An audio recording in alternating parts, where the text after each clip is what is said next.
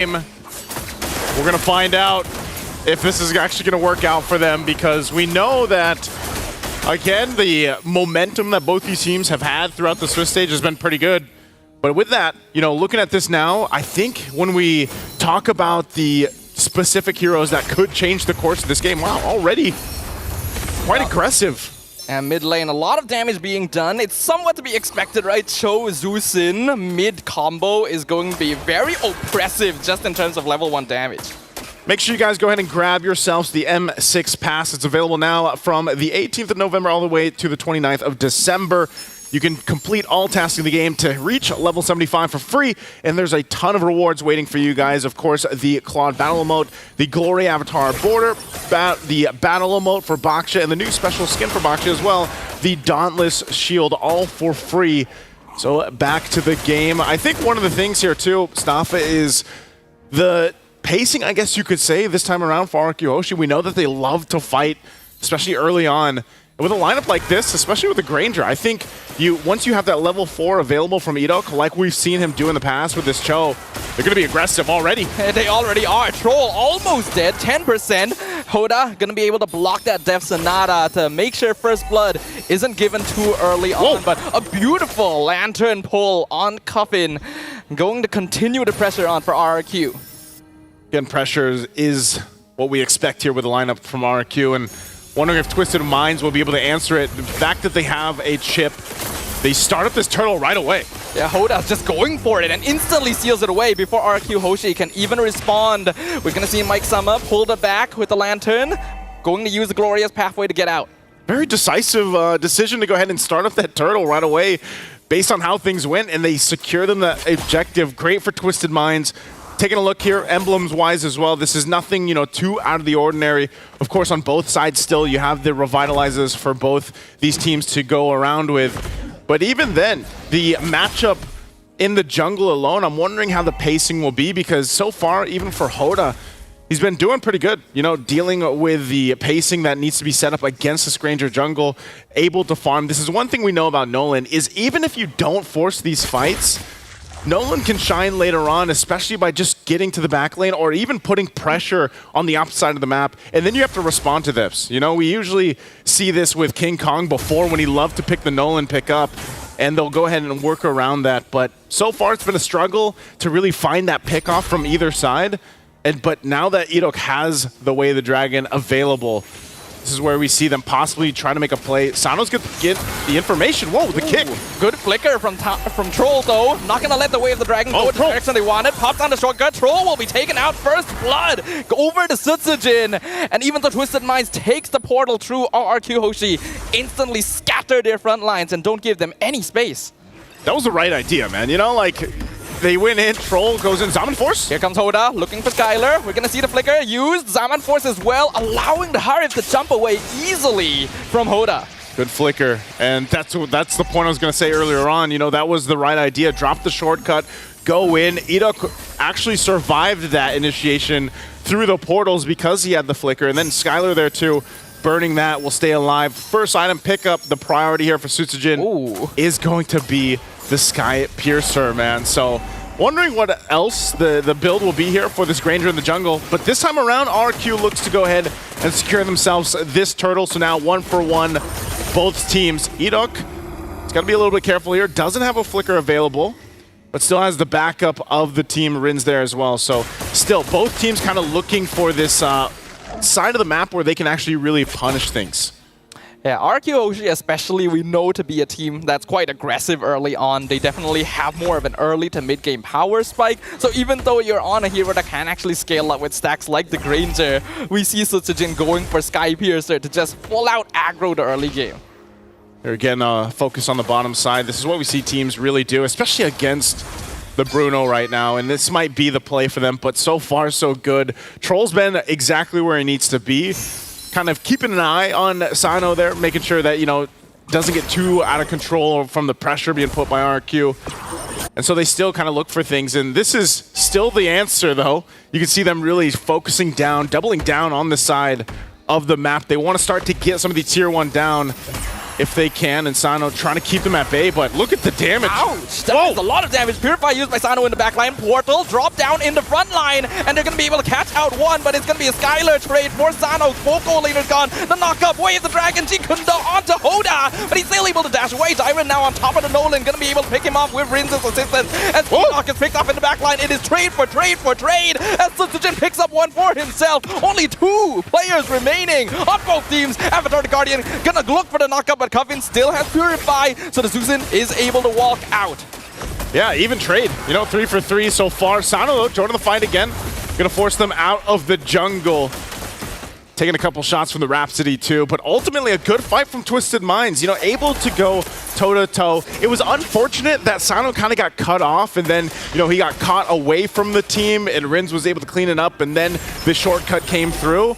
And it looked a little chaotic for a while from Twisted Minds on exactly what they wanted to do in that fight. But ultimately, the fact that they got some kills out of the exchange was great, but they are losing these turrets.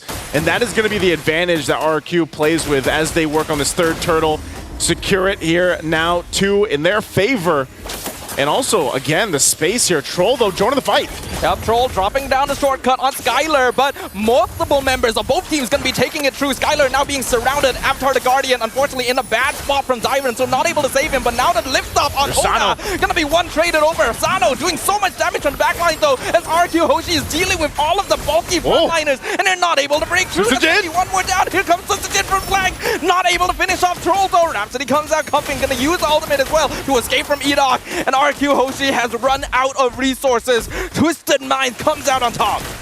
Really good fight from Twisted Minds, and it could have been way worse, but great usage of playing some of that front line to block some of those shots so that Sutsujin couldn't just like walk in and then capitalize on some kills there. Again, both teams really trying to go and scale up, but yes, there's still this lead. There's still also the macro advantage that RQ has, and this is, you know, what they're going to play around with. The fact that they got those early turrets down, they can play into it. Good item power pickup here for Sano. Malefic Gun is picked up now. Key item that a lot of the Brunos need, but a look at the pressure here now on this side of the jungle from RQ. And they look to actually stare down this tier 2 turret. Couple shots with the Destinata. They will trade. Finally, that tier 1 goes down. Twisted Minds still pushing up there on the top. Looks like they might even trade this one. But they're going to have to go back and answer it. They do send Skylar up there, but this is a great kind of mirroring happening from Twisted Minds to deal with that pressure that RRQ is putting around the map. Yeah, I really like what Twisted Minds is doing right now. They understand their opponent, right? They've definitely done their research and knows that RQ is a team that wants to play for early game, ideally for snowball, and so they're simply not giving it to them, even if it means sacrificing a few towers. The goal is to get to that power spike around that level 15, where Bruno just immediately takes over the game with the 4 for 5th item. How do you think that's going to work out here, though, Staffa? Like, when we get to the late game, especially the level 15 in mind, and you have those 2 gold laners, a Bruno and a Granger, who has that upper hand? Well, you have to remember Granger is actually the jungler here. Hold on, Troll gonna get kicked. Drops the shortcut in time, but he's already gone. Coffin comes through, AOG to stop anyone else. Hoda actually comes through right at the end. RQ able to destroy the portal. Twisted Minds not gonna lose any more besides Troll for now, but that is the chip gone. And here comes the full commit from RQ. Glorious Pathway, not able to escape, but Sano doing so much damage from the flank, able to take out Edok. That's a trade on Mike Sama as well for RQ. Lord dropping low, Sutsujin secures it. Man, now Coffin steals the Zeus. Jumps forward, takes one, but is not able to finish off Sutsujin. That's going to be a double kill for the Granger. Double kill for the Granger. Sano's still going, though. Takes a couple shots at Dyron. And yes, like you mentioned, there's the taunt. Still going in, gets the passive in time to set up for the Zaman Force. Destinata not quite long enough, though. So Dyron, unfortunately, giving his life for nothing. See, I'm so used to seeing Granger in the gold lane. Yes, you are correct, right? In the jungle. Even that matchup, though, it's still going to be crucial for this fight because, yes, Skylar, his job on this Harith is mainly dropping down the Zaman Force. They can fight in it, but the range battle, especially with the Granger in mind, you know, you're going to be trying to deal with Sano shooting off, especially with a Malefic Gun, and this is what he's doing.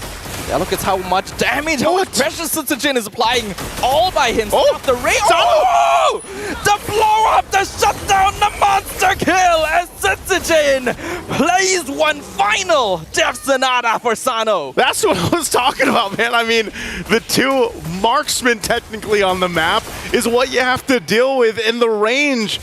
it seems like the advantage really going to this Granger, and you take too many Rhapsody shots, and then next thing you know, boom, Death Sonata, and you are gone.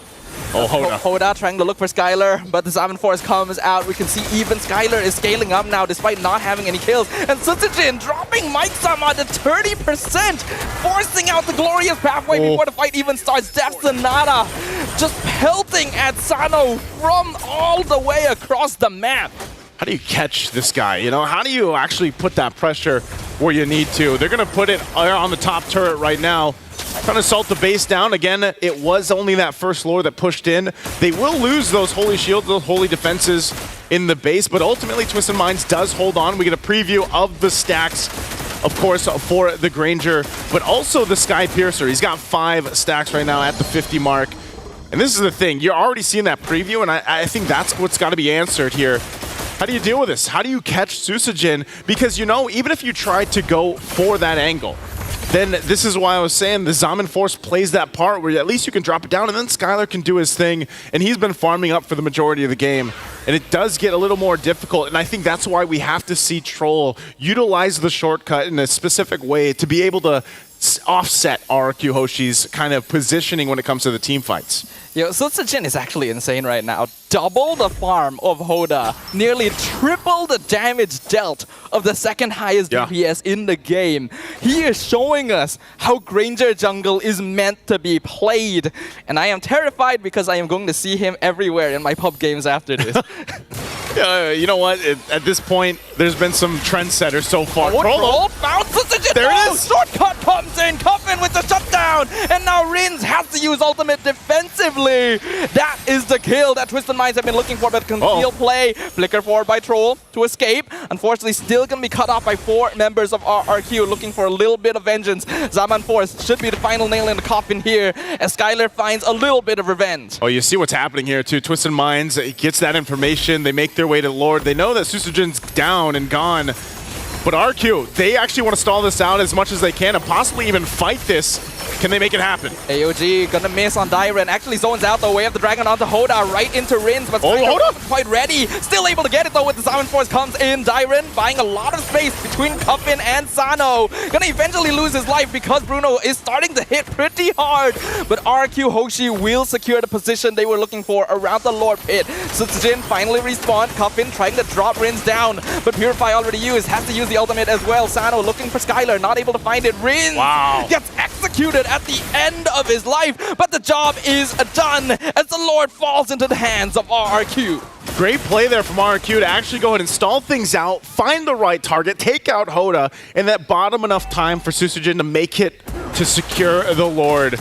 Good attempt from Twistedminds, but ultimately they find themselves on the defense. And you know, earlier what they did, the way they utilized that shortcut to be able to go and crash into Susujin and take him out is great. I'm wondering if they're going to replicate it. Well, speaking of, they literally used the shortcut again on Skylar and Elon this time. And the latter is already gone, but they will trade Coffin for it. Troll now being chased down by Sutsujin. Not going to be able to escape the Sonata. I think that's the Sky Piercer proc. Double kill for Sutsujin as RRQ trade 1 for 2. Lord crashing in mid lane. Mid inhibitor already gone for Twistedminds. Edok did go down, but this is, again, a play that RQ can go and now knock on the base turrets, still up top and bottom of Twistedminds. Definitely still have to respect what can be set up here. The Glorious Pathway comes in, a nice fracture. Sutsujin at 10%. There's no Sky Piercer though, not enough to finish him off. Skylar with the killing spree. Sano will trade for Rins. The Susin going a bit too far in, but that is another inhibitor gone. And with the final one falling, Twistedminds no longer have any structures. That was so close, Staff. I mean, good thing for the Revitalize to help Susujin there because he got really low, and that's what I was saying. You got to be able to respect the damage still that can come from Twistedminds. We saw a preview of it, and if they get caught in a Glorious Pathway trying to escape, then they might be in a bad situation. Twistedminds, I feel like at this point, they almost have to twist their own minds to be able to go and find the right target, which is Susujin on the backside, utilizing the shortcut, taking a look at the items. They nearly have exactly what they need. This is a good item pickup too for Troll because he has to be kind of tanking up those shots, the Rhapsody or whatnot, even those basic attacks from Susujin, now that he has the anti-Karas here to help him up, soak that up. But even so, Mike Saman needs to get a little more defensive because part of his job obviously is utilizing the Glorious Pathway, but then the Revitalize. And like I said, Hoda, we see this time and time again with a Nolan, man. Able to go ahead and try to assassinate someone before you end up going down or escaping are all going to come to play. And even for Cuffin, you know, what ultimate is he usually taken? Well, it's usually Rinz's Beacon, and he picks up a Divine Glaive. So damage is going to be great from Twisted Minds. The hard part is really solving that puzzle of the team fight and the positioning that they need, because some more big item pickups obviously are going to RQ now that they have the 6K gold lead. And even earlier on, you saw how much gold and damage was done from Sutsujin alone. He's picking up the potion now too. He's locked and loaded at this point. Oh, Desanada, they scouted out Troll. No ambush attempt here, and RRQ, you can see how effectively they are using this hero pickup. Twisted Minds, like you mentioned, do need to delay the game a bit longer. Their frontliners are just not durable enough. In comparison, Dairen and Nidog both already have Twilight armor, so even Sano not gonna be able to get through them too quickly. It's a really hard positioning to take here against this Lord, take against RRQ for Twisted Minds too. Cuffin's still looking to take an ultimate from this. We'll see what he ends up doing. They are going to go ahead and stay away from Cuffin's entry point. Rinz is going to wait patiently there. The Lord is going to be started up. They still have to, again, take time because Troll can actually go ahead and utilize this chip in the situation. But look at the placement of Hoda. Hoda's on the other side again because he knows that he can shortcut down through. Half health on the Lord. Here's the green light. They're going to go for it. Yeah, RQ makes the executive decision, but Troll is in the backline with the shortcut. Skylar picks up the Lord, but here comes Glorious Pathway, and Twisted Minds are surrounding RQ Hoshi. But Sutsujin has too much damage, so it's going to be a mega kill. Sano going to be trading 1-for-1, and now Skylar has been shut down, and Sano is going insane. He finally gets traded away, but what does it cost? All 5 members of RRQ. The kingdom has been wiped off the map. Twisted Minds twisted their mind for that one, man. I said that's what they had to do. They do it. They diminish the gold lead that RQ had. They still have to deal with this Lord, but what a momentum shift that Twisted Minds just had. We're going to get a good look at this replay. Again, brought to us by Kadia. Look at this placement. Troll comes in, conceal, finds Riz, crash courses in, does a ton of damage too, drops things down. The AOG wasn't enough to help them out, and then even from Troll, he takes this aggressive flicker forward to cap out a kill. And that is a fight that definitely goes in the hands of Twisted Minds. Great usage of the chip, and again, this is why that hero was usually banned out majority of the time, because things like that can happen. RQ still in control generally of the game because of the advantage they have with the map presence. Those turrets are down from Twisted Minds, but that's exactly what they need to hopefully turn things around in their favor if they really want to cap out game 1. Again, it is a best of 3 this time. I've personally observed so far in the Swiss stage that when you are playing against a Bruno, if you are not able to end the game by the 15-16 minute mark, it doesn't usually end very well for you. And Twisted Minds have bought themselves a lot of time with that previous engagement. Yeah. So I am actually quite worried for RQ now. They really got to play the next few minutes carefully, or we could witness another comeback. Twisted Minds has been doing that. You know, we saw that yesterday. Get another look here at the stacks, of course, for Sutsujin. He's also a huge threat. You know, we talk about the Bruno a lot, but it's still the same thing, and Twisted Minds eventually, they have to do so much. They have to line up so many things right to be able to shut down the right marks here from RQ, and that's what they did. So still, Troll, he's going to have to replicate the same thing because most likely it's a stalemate until this next Lord comes up, unless they actually force a fight for that numbers advantage. RQ Hoshi, considering the fact that they have control around the majority of the map, they could do that. But it also exposes them if they aren't able to actually land that setup they're looking for, whether that's Edok, whether that's even Dairen. They're better off kind of just taking it slow, waiting for that Lord to come up, and then trying to go about it a different way. Because this time around, I don't think it's going to be the same thing. You know, RQ Hoshi isn't going to fall for that play that we saw earlier from Troll, setting things up through the portal and then dropping the shortcut. Yeah, RQ Hoshi basically need to mind the positionings of 2 players on Twisted Minds, and that is going to be Troll and Sano specifically for reasons that I don't think need to be too definitively explained, right? We know that these are the main targets that RQ could lose the game because of, and because of that, they gotta adopt a slightly less aggressive positioning around this next Lord. It's a really crucial one again, 20 plus minutes in. Still take note of the positioning for both teams on the map. I don't think Susujin actually, wants to fully commit to this just yet, too. Cuffin taking the Avatar of the Guardian this time around. And as RQ gets ready for this fight, manages the waves, they want some of that pressure to still go, too. And that's why you also have the Hoda dealing with that wave up top, because they've got all three lanes kind of pushing in because the base turrets are down. And so they got to manage that. They might even try. Looks like they wanted to possibly push into that tier 2. It does. It might go down. They sent Skylar up to deal with it, but both teams kind of just staring each other down.